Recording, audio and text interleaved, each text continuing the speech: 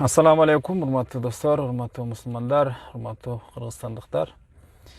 Men dagы jeke insan katары, Kırgızstandын jeke жаранын катары кыргыз-түрк мамилеси боюнча аз гана өзүмдүн пикиримди айткым келет.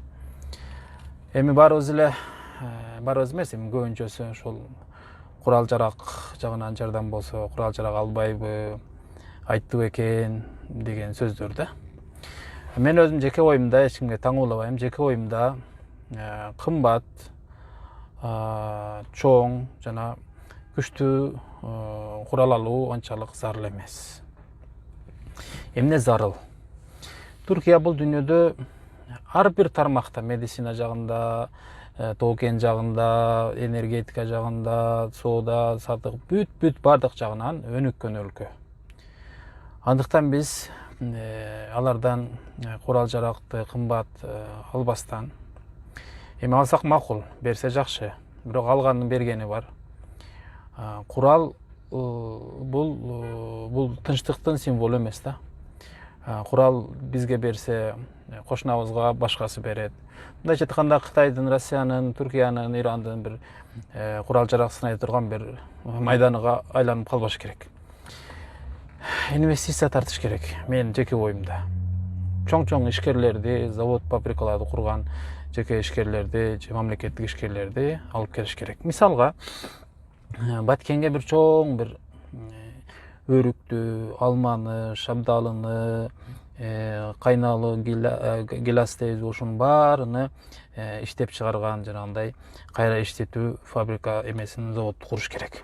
Ал жерден как, сок, жанагындай эмне продукция чыкса, бир эле өрүктөн бир 20 продукция чыгарыш керек. Ошондой бир түрк ишкерлери келип ошентип заманбап технология менен чоң бир жакшы ишкана курса, элдин баары ошол жерден пайда көрсө. Россияга барып иштегенден көрө мен бир коргонума, жөнүнө жаткан жериме бир 50 түп өрүк эксем, ошол заводко тапшырсам, мынча акча болот экен деген ойду элде пайда кылыш керек да. Мисалга дагы бир мисал, тери. Азыр Кыргызстанда териден арзан нерсе жок. Тери бул кор болду. Жерге көмүп, ит да жебейт. Ошентип бир өтө жаман көрүнүш. Тери бекер болуп кетти. Ушул терини иштеткен, мисалы үчүн Түркия бул дүйнө жүзүгө ар кандай кийим, бут кийим дейбизби, сумка дейбизби, булгарыдан жасалган бардык кийимдерди жакшысын жасайт. Ошондой бир тери жасаган, терини иштеп чыккан, отработка кылган жакшы бир завод курса болот. Тери кымбаттайт, ошол эле терибиз өтөт. Ал жерде бир 100-200 адам иштейт. Кыргызстандын бренди менен дүйнөгө таанылат. Бул тери деген, бул булгары деген, бул кожа деген бул модадан калбайт кыяматка чейин. Мейли канчалык дерматин чыксын, башка чыксын, бул терилигин кылат да. Ошол нерсени көтөрсө болот. Ошко, Бишкекке бир чоң бир таштандыны кайра иштетүүчү завод курса болот. Мисалы үчүн да. Ошондой эле бир чоң мясокомбинат этти даярдап, союп, адалдап дүйнө жүзүгө биз сатсак болот. Түрктөрдүн технологиясын колдонуп мисалга.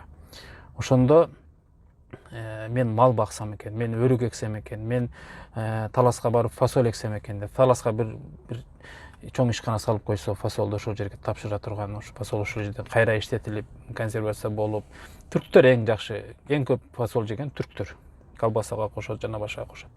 Ошону пайдалансак, эл ушул жерде иштеп таап, ошол заводдордон пайдаланса, четке экспортко чыгарсак, этибизди арабтарга мисалга, бул түрктүн авиалиниясы, баягы Turkish, бул дүйнөдө эң күчтүү, эң сервис жагынан, башка жагынан жагын кенен жайган авиа тармак.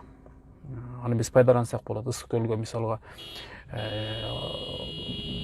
араб өлкөлөрүнөн, ар бир өлкөдөн баягы линиялар ачылса, келсе, баягы саякатка дагы келет, анан эт, суу ташып кете турган, сүт азыктарын ташып кете турган эмелерди курса болот да. Мындайча айтканда биз элде ушундай бир ишкерлик менен, дыйканчылык менен, чарбачылык менен бага турган жагы менен биз өлкөсүн биз колдонушубуз керек. Ошондо биздин эл Тажикстанга СЛРК же бир контрабанда ташыбай калат, алардын алып келген нерсесин албай калат. Мындайча айтканда, өзүнөн өзү эл байыганда чоңдор деле, карапайым эл деле андай арам акчага мындай барбай калат да. Ошентип анан эл эме болот, пайдаланат.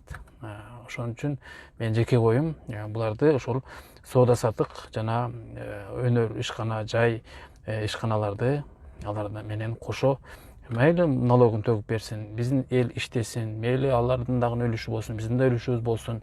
Кысасы эл Россияга баргандан көрө, башка жакта баргандан көрө мен Кыргызстанда эле мына ушул эт өндүрсөм, балык өндүрсөм, жумуртка өндүрсөм, тоок өндүрсөм, же жибек өндүрсөм, же бир эмне өндүрсөм, ошо түрк ишканалар бизде эмне болот? Ошону дүйнөгө таркаталат, дүйнөгө саталат.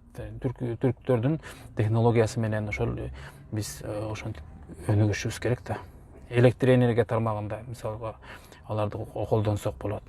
Ошондой анан Түркиянын чоң ишканалары бизди дагы өздөрүгө дагы пайда келтирместен, анан өздөрүнөн өздөрү эле коргоп алат Кыргызстанды. Себеби пайда көрүп атпайбы бизден.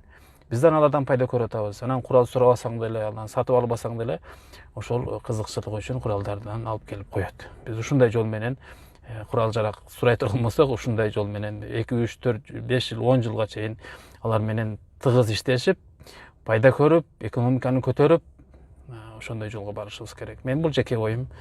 Анан эле барып эле байраклар дейбиз жана башка дейбиз, олчойгон куралдарды алып келип алсак, экономикабыздын чаржайып болсо аны коргош керек, ага жана башка деген көп акча сарпталат дагы деле куралды сакташ үчүн, коргош үчүн жана башка. Эртең эле анын дагы бир кайтарымы бар, анын дагы бир төлөмү бар дегендей. Ошон үчүн ушундай жол менен биз пайдаланышыбыз керек. Адал жол менен, эмгек жол менен. Ушундай бир оюм. Ассаламу алейкум ва рахматуллахи ва баракатух.